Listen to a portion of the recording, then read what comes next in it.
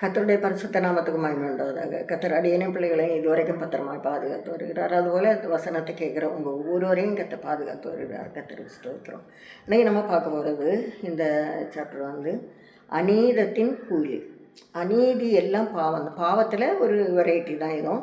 அப்போ பாவத்தை பற்றி அநீதி எப்படி பாவமாக வரும், அதுக்குள்ள தண்டனை என்ன, அது சொல்லித்தரேன்.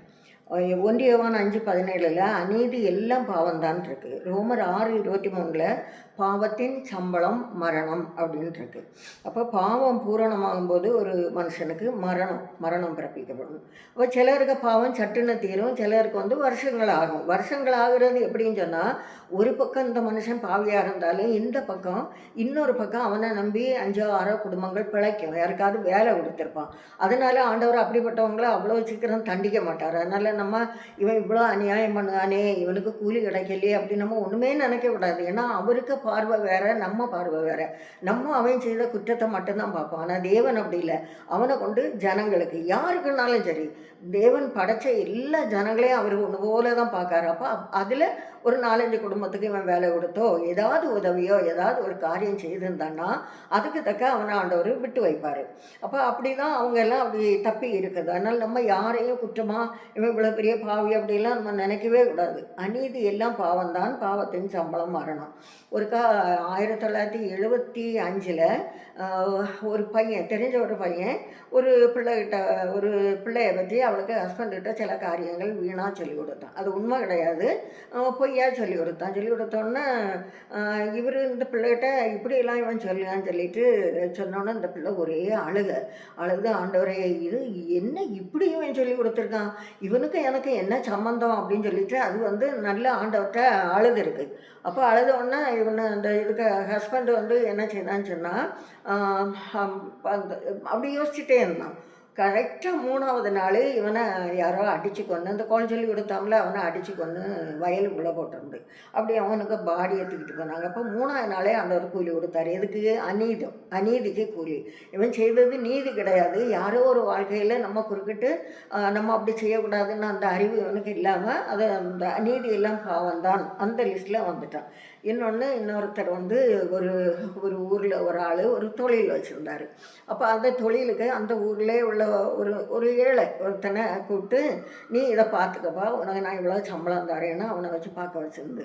அப்போ அவன் என்ன செய்தான், அந்த தொழிலில் உள்ள கொஞ்சம் பறவைகள் நோய்ங்களா அதெல்லாம் கொஞ்சம் கொஞ்சமாக விற்று ஒரு வருஷத்தில் ஒரு 4000 பறவை இருந்தது 2000க்கு கீழே வந்துட்டு.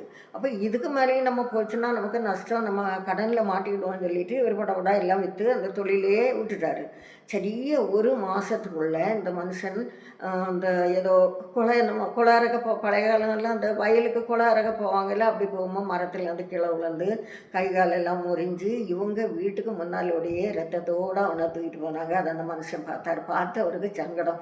ஆண்டவரே என்னால் ஏன்ப்பா இந்த மனுஷனை அடிச்சிரு, இந்த மனுஷனுக்கு என் தண்டனை கொடுத்தீர், அவன் பாவம் இல்லைன்னு அந்த ஆள் சொல்லார். அப்போ அப்படிப்பட்ட நல்ல மனசும் இருக்குது. ஆனால் செய்ததுக்கு இவருக்கு ஒரு மாதத்தில் இவருக்கு கூலி கிடச்சி.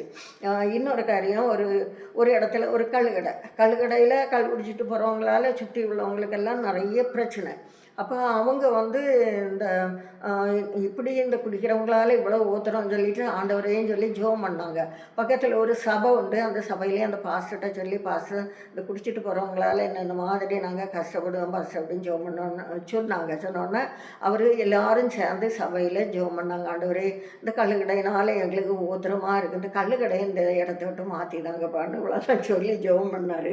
கல்லுக்கடைக்கு மேலே இடி விழுந்து அவ்வளவும் எரிஞ்சு போயிடுச்சு. ஒரு பொடி கூட அதுலேருந்து எடுக்க முடியாது, அப்படி எரிஞ்சு போச்சு. அந்த மாதிரி ஆகிப்போச்சு. உடனே கல்லுக்கடைக்காரன் இந்த பாஸ்டரை கொண்டு கேஸ் கொடுத்துருக்கான். இவர் ஜெபம் பண்ணி தான் என் கடைக்கு மேலே இடி விழுந்து அப்படின்னு சொல்லிட்டு கேஸ் கொடுத்துருக்கான். அது எந்த அளவுக்கு நிற்கும்? ஆனால் அந்த கடையினால அவங்களுக்கு ஊத்துறானால ஜெபம் பண்ணாங்க. ஆண்டவர் இடி அனுப்பினார். அப்படி அப்போ எந்த நித்திய ஜீவனை பெறுறதுக்கும் நமக்கு வழி இருக்குது. அது என்ன, வசனம் தான் நமக்கு அது வழி. நம்பிக்கை துரோகம் ஒரு நாளும் பண்ணக்கூடாது.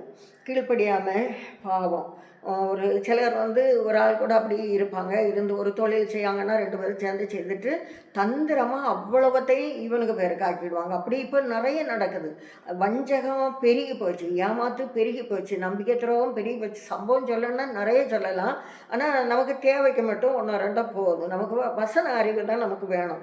யார் மனுஷரு எந்தாலையும் போயிட்டு போட்டு நமக்கு என்ன.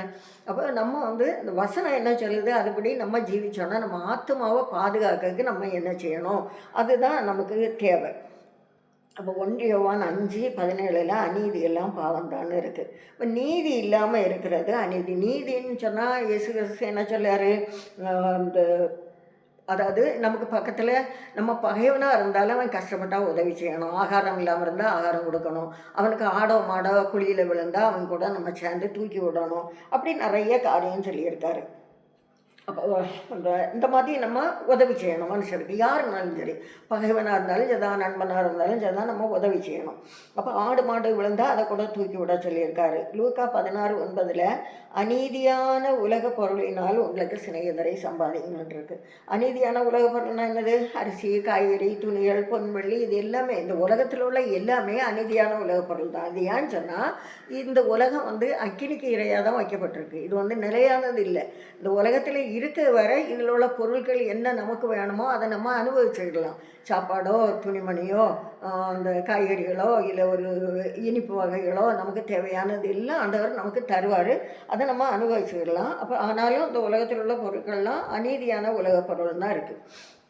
எசேக்கியேல் 18:26 நீதிமான் தன் நீதியை விட்டு விலகி அநீதி செய்து அதிலே செத்தால் அவன் செய்த தன் அநீதி நிமித்தம் அவன் சாவான். அவன் செத்தா அநீதி நிமித்தம் அவன் சாவான். அப்போ சாவான்னா அது 2வது மரணம். முதல்ல தான் செய்த தன் நீதியை விட்டு விலகி அநீதி செய்து அதிலே செத்தால் அவன் செய்த தன் அநீதி நிமித்தம் அவன் சாவான். அப்போ அவனுக்கு அநீதினால அவனுக்கு என்ன செய்யும்? 2வது மரணம் வரும். 2வது மரணம்னா அந்த நித்திய அக்கினிக்கு போக முடியாது அந்த மரணம். 2 தெசலோனிக்கேயர் 2:11 அநீதியில் பிரியப்படுகிறவர்களுக்கு ஆக்கினை தீர்ப்பு வரும்னு இருக்கு. பிரசங்கி 3:16 நீதி ஸ்தலம் இருந்தது உலகத்தில், அங்கே அநீதி இருந்ததுன்னு பிரசங்கி சொல்லார். எரேமியா 22:14 அநீதியினாலே தன் வீட்டையும் அநியாயத்தினாலே தன் மேலறைகளையும் கட்டி தன் அயலான் செய்யும் வேலைக்கு கூலி விடாமல் அவனை சும்மா வேலை விடுகிறவனுக்கு ஐயோ. அப்போ ஒரு ஆள் பக்கத்தில் உள்ளவங்க கொஞ்சம் கஷ்டப்படுறவங்க தான் பொதுவாக அந்த சின்ன சின்ன ஹெல்ப்பெல்லாம் ஓடி போய் செய்வாங்க. கொஞ்சம் துணி துவைச்சி கொடுக்குறது, கொஞ்சம் காய்கறி வெட்டி கொடுக்குறது, கூட்டக்கறியை வச்சு கொடுக்குறது, சின்ன சமையல் பண்ணி கொடுக்குறது, ஒரு சின்ன குழந்தை இருந்தால் அதை குளிப்பாட்டி விடுறது, அந்த மாதிரியெல்லாம் பக்கத்தில் உள்ளவங்க வந்து உதவி செய்தால் அதுக்கு கூலி கொடுக்கணுமா. அதுக்கு சும்மா வேலை விழுகிறவனுக்கு ஐயோன்னாக்கும் வசனம் இருக்குது. அது பாவம் இவங்க கஷ்டப்படுறாங்களே, உதவிக்கு இல்லாமல் கஷ்டப்படுறாங்களேன்னு வந்து செய்தால் அந்த செய்ததுக்கு என்ன இன்னொரு ஆள் சம்பளத்துக்கு அவ்வளோ வேலையும் செய்தால் எவ்வளோ கூலி கொடுப்போமோ அதுக்கு நம்ம அவங்க ஒருவேளை பணம் வாங்காமல் இருந்தால் ஏதாவது பொருளை வாங்கி கொடுத்துடணும், அந்த கடனை தீர்த்திடணும். அப்படி தான் ஆண்டவர் சொல்லார். 1 சாமுவேல் 25 நாபால்னு ஒரு ஆள், அவர் வந்து தாவீது ராஜா அவருக்கு கூட அந்த சவுலுக்கு ஒழிச்சு ஓடி நடக்கும்போது இவர் இந்த வனாந்தரங்கள் எல்லாம் சுற்றி நடக்கும்போது இந்த நாபால் வந்து ஆடு வச்சுருப்பார், ஆட்டு பண்ணை வச்சுருப்பார். அப்போ இவருக்கு கூட உள்ளவங்க எல்லாம் அவருக்கு நல்ல ஹெல்ப் பண்ணியிருப்பாங்க.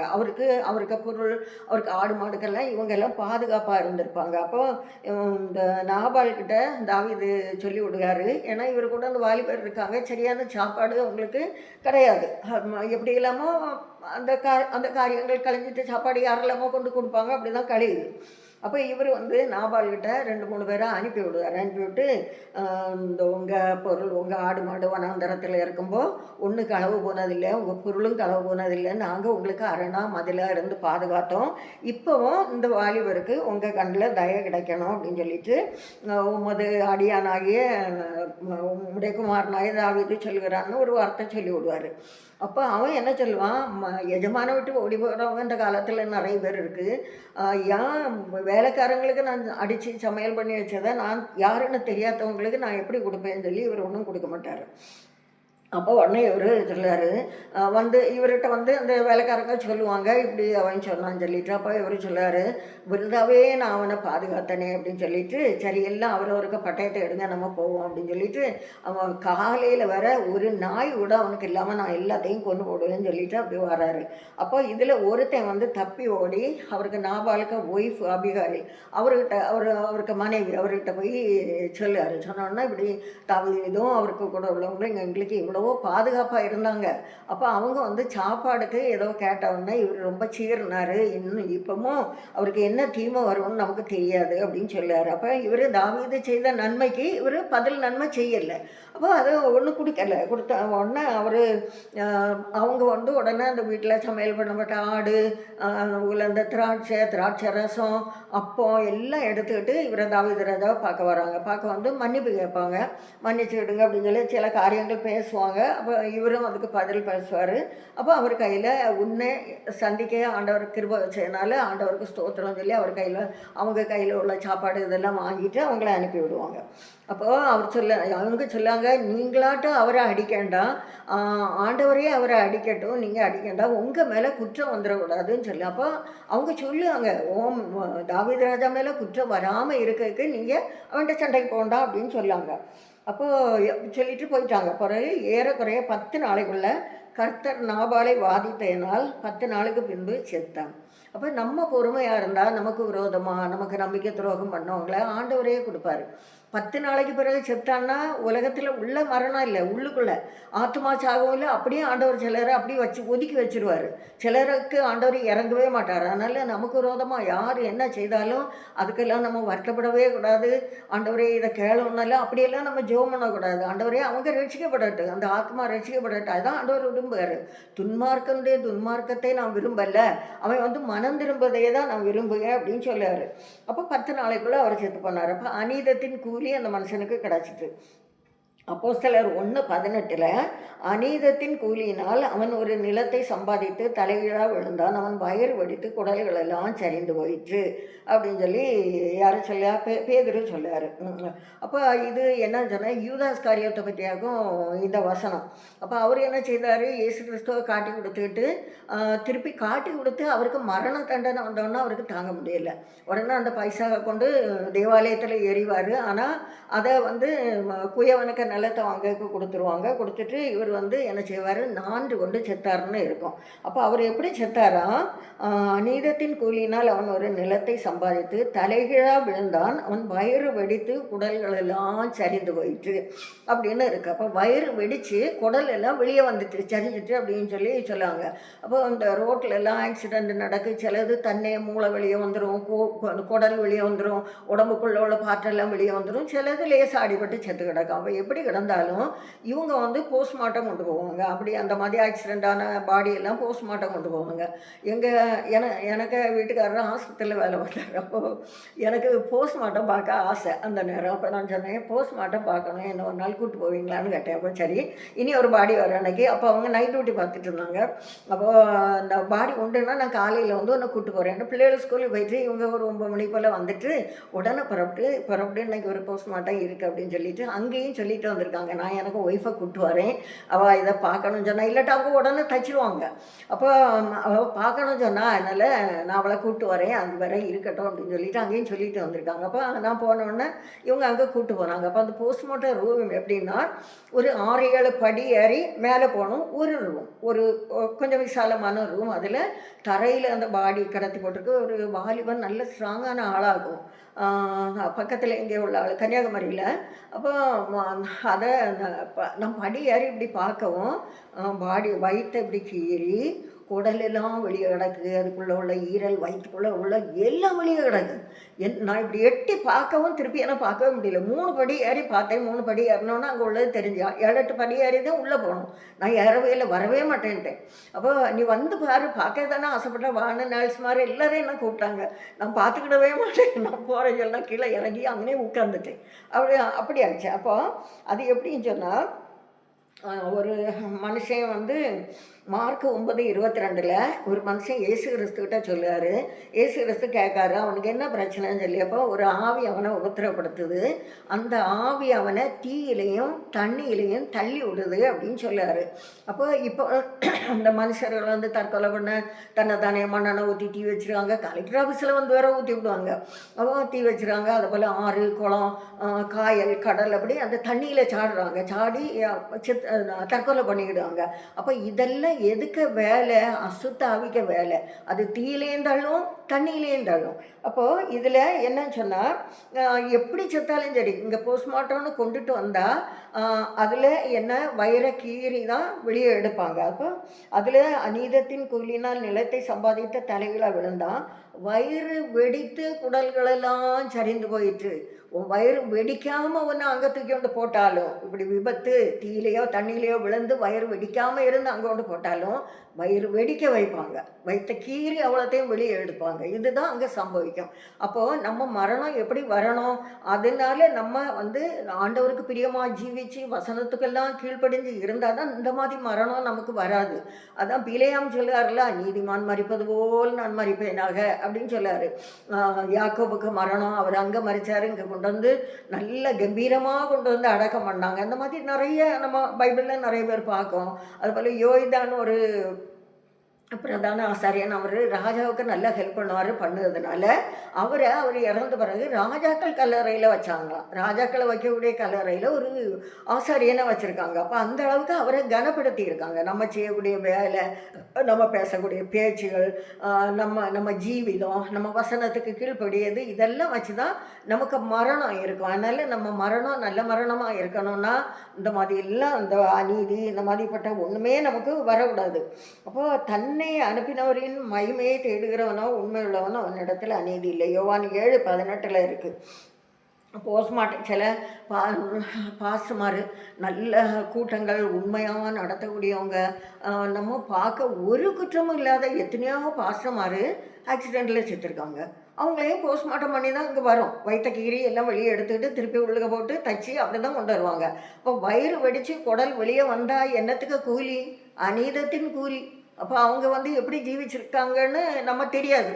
அவங்க உள் மனசு, அவங்க உள்ளான ஜீவிதான் நமக்கு தெரியாது. வெளியே நமக்கு பார்வையில் நல்ல பாஸ்டர்மார், நல்ல ஊழியக்காரங்க, நல்ல விசுவாசிகள், இவங்களுக்கு ஏன் இப்படி வந்துன்னு நம்ம யோசிப்போம். ஆனால் தேவனுக்கு பார்வை வேறு. அந்த மாதிரியெல்லாம் நம்ம மாட்டிக்கிடக்கூடாது. நம்ம வந்து கரெக்டாக இருக்கணும்.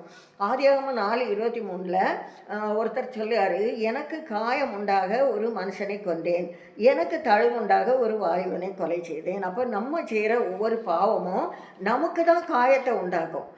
நம்ம செய்த கொலை வந்து நமக்கு தான் தழும்பு உண்டாக்கும். அப்போ கொலைன்னா தன் சகோதரனை பகைக்கிறவன் மனுஷ கொலை பாதகனாக இருக்கிறான், அப்படி வசனம் இருக்குது. அப்போ அந்த மாதிரியெல்லாம் நம்ம செய்யும்போது அது என்ன செய்யும்? எனக்கு காயம் உண்டாக ஒரு மனுஷனை கொண்டேன்.